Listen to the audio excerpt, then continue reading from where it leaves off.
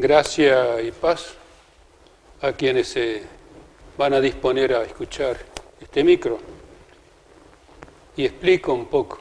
Hace un tiempito un hermano mío en el presbiterio me sugería que por qué no hacía algunas reflexiones a través de este canal de la Fundación María de la Concordia. Y bien, me pareció adecuado, acepto con gusto, con la esperanza de que lo que yo pueda decir te sirva realmente a quienes dispongan de su tiempo para escuchar. Y bien, yendo al grano, pensé en estos 5 micros que yo pensé, armé, de referirme a una situación que nos angustia mucho, sobre todo a algunas personas que están en situaciones críticas, que es la pandemia. Evidentemente no me voy a referir a la gestión de la pandemia, sino a algo más profundo, más fundamental, que es la experiencia que hace cada persona que es única y sobre todo la que está en situación crítica, evidentemente que es una experiencia, humana muy, muy especial. Pero antes de eso, me gustaría, hacer como un breve pantallazo sobre la historia, porque las pestes han estado siempre a lo largo de toda la historia y van a seguir estando. Y es interesante cómo se puede estudiar también desde el punto de vista de las inscripciones que se han ido descubriendo a través de la arqueología, tanto en Medio Oriente como en Egipto. Y es así como voy a mencionar a una médica francesa que se llama Annie Attia, que publicó un artículo interesante en el sitio de Azor, Antiguo Medio Oriente hoy. Y yo voy a mencionar 3 documentos que ella trabaja, en ese artículo. En primer lugar, documentos encontrados en Mari, que está al norte del Éufrates, que datan del siglo XVIII a.C. Después, un archivo encontrado en Tel el Amarna, en Egipto, que data del siglo XIV. Y finalmente, en la biblioteca del rey asirio Asurbanipal, que es del siglo VII. Vemos entonces cómo siglo XVIII, XIV, VII, siempre se han dado estos fenómenos de las epidemias o de las pestes, como se llama, en la antigüedad. Ahora lo que me interesa acá es ver cómo en la antigüedad el problema era el siguiente. No se sabía de dónde venía. Aparecía de repente, se propagaba de una forma extraordinaria, sin hacer distinción de personas, de jóvenes, de niños, etc. Y sembraba la muerte. Entonces, como aparece de golpe y no se sabe de dónde ni cómo, evidentemente eso adquirió como una aura mágica, podríamos decir así, y fácilmente se pensaba que era un castigo de los dioses. Tanto es así que hay una oración que hace un rey de Larsa, al sur sería Sumer más o menos, en donde se dirige al dios Shamash y se pregunta por qué lo castiga tanto. El rey no entiende por qué. Bueno, ese es el problema. No entendemos el por qué pasa esto. Entonces, este tema de ignorar, duró, todo a lo largo de la historia, hasta hace relativamente poco que se descubrió la existencia de bacterias, de virus, que son los que causan las enfermedades, pero antes no existía eso. Entonces, evidentemente, fácilmente se pensaba que era un castigo de los dioses o también de Dios, podemos decir así.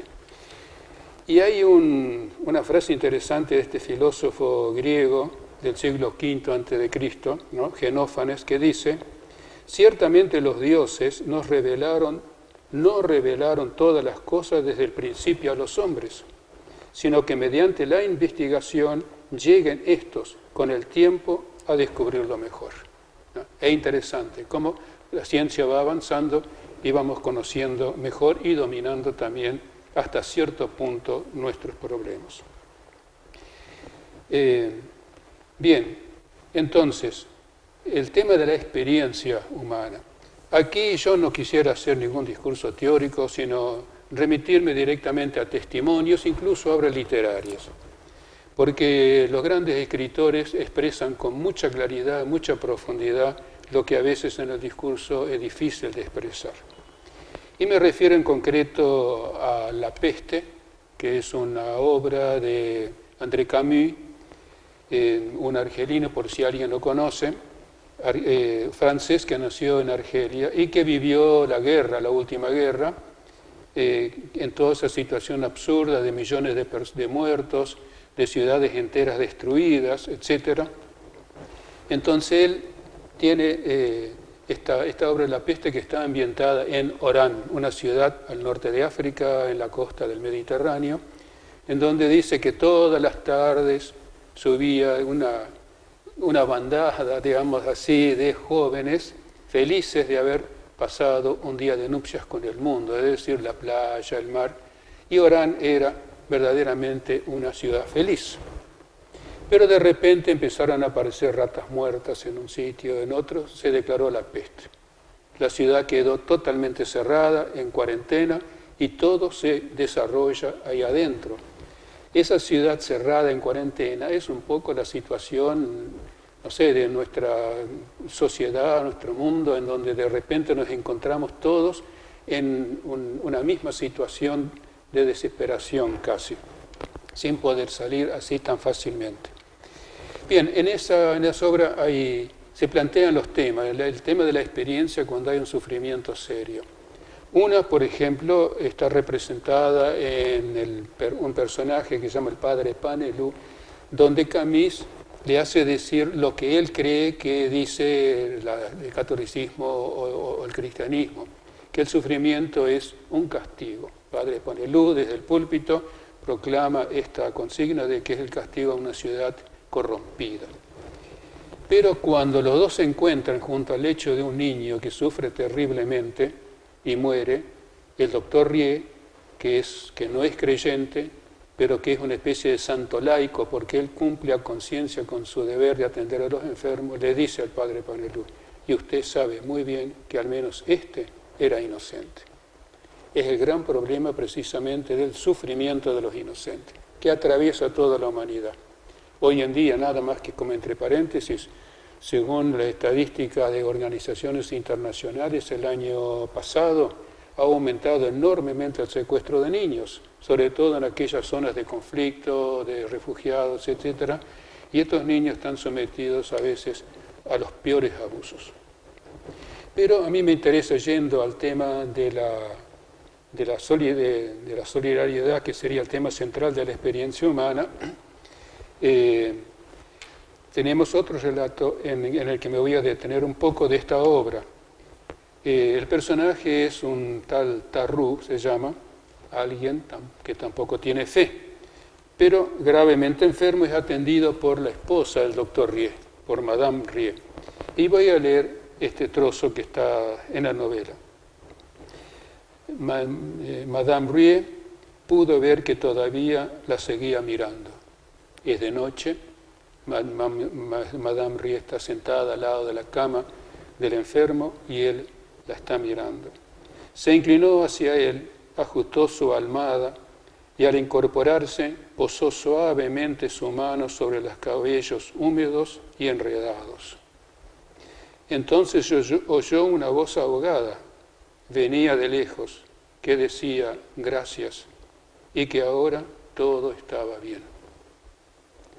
Cuando estuvo nuevamente sentada, Tarrou había cerrado los ojos y su rostro agotado, a pesar de su boca cerrada, parecía sonreír de nuevo.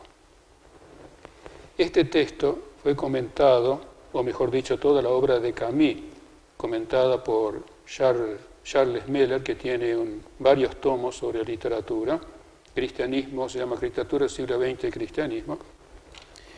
Él comenta lo siguiente: ¿por qué este gesto maternal de poner la mano sobre los cabellos del hombre enfermo, como si éste hubiera vuelto a ser el niño acariciado por su madre? Hace decir a Tarrou que todo está bien. ¿Por qué este gesto, no? Continúa Meller, Charles describe aquí una experiencia humana que nos introduce en el seno de un amor totalmente desinteresado. Yo diría que el apaciguamiento de Tarrú no se explica si no se admite en este diálogo, a través de los gestos humildes, nos llega un amor trascendente, el de una madre. Entre paréntesis añado, en la Sagrada Escritura, en los profetas, Dios es Padre, pero también es Madre. En otras palabras, sigue Charles Miller, si hay en la obra de Camus una falla, una hendidura por donde pudiera penetrar el misterio de la gracia, es aquí donde hay que buscarla. Una rendija por donde se puede filtrar una luz de lo alto, ¿no? Incluso en el límite de la vida humana, en ese que se está al borde y cerca, digamos, de la extinción, que eso es el drama precisamente de la persona que llega al límite de su existencia.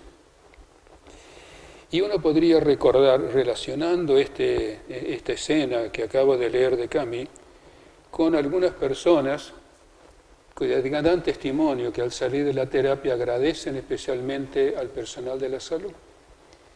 Quiere decir de que hayan experimentado no solamente la atención profesional, sino también una cierta cercanía humana. Y eso es precisamente lo más profundo de la experiencia, ¿no? La cercanía humana, el hacerse presente personalmente junto a la persona que está en esa situación. Ahora bien, uno podría decir que todo esto le es ahorrado a la persona de fe, porque cree en Dios, cree en la inmortalidad del alma, cree en la resurrección, etc. Pero la experiencia no le es ahorrada. Mire, Santa Teresita, por ejemplo, que nosotros pensamos que jamás tuvo una duda de fe por su ambiente de familia, por el convento en el cual vivió. Sin embargo, cuando estaba cerca de la muerte, dice, me perturban los argumentos de los materialistas, como diciendo, y después, si no hay nada, esa es la experiencia, digamos, que se hace en ese momento. Sin embargo, la persona de fe, o la fe puede ser un ancla en ese momento, que de alguna manera lo sostenga, digamos, en la esperanza de esa vida eterna que no se percibe sensiblemente, no se puede ver. Sin embargo, en la luz de la fe nos hace comprender, como diría ese filósofo alemán Joseph Pieper, que morir significa llegar por primera vez y ver por primera vez el lugar de donde hemos salido. Es decir, hemos salido de la voluntad creadora de Dios y no lo hemos visto. Y ahora se vuelve y se ve eso por primera vez. Entonces quise introducir, digamos, un poco así, este tema de la experiencia y la experiencia sobre todo de la solidaridad. O sea, si fracasan otras cosas, sin embargo, el hecho de la presencia humana, de la cercanía, eso es una expresión profunda de solidaridad humana. Y yo quisiera mostrar en estos micros, como hilo conductor, podemos decir así, el tema de la solidaridad humana y ver después algunos ejemplos de algunos testimonios. Muy bien, muchísimas gracias por hoy y nos veremos, si Dios quiere, en el próximo micro, que será la peste ya en el Antiguo Testamento. He hecho alusión a la arqueología, en el Medio Oriente, y ahora ver en la Biblia cómo aparece este tema. Muchísimas gracias, hasta la próxima.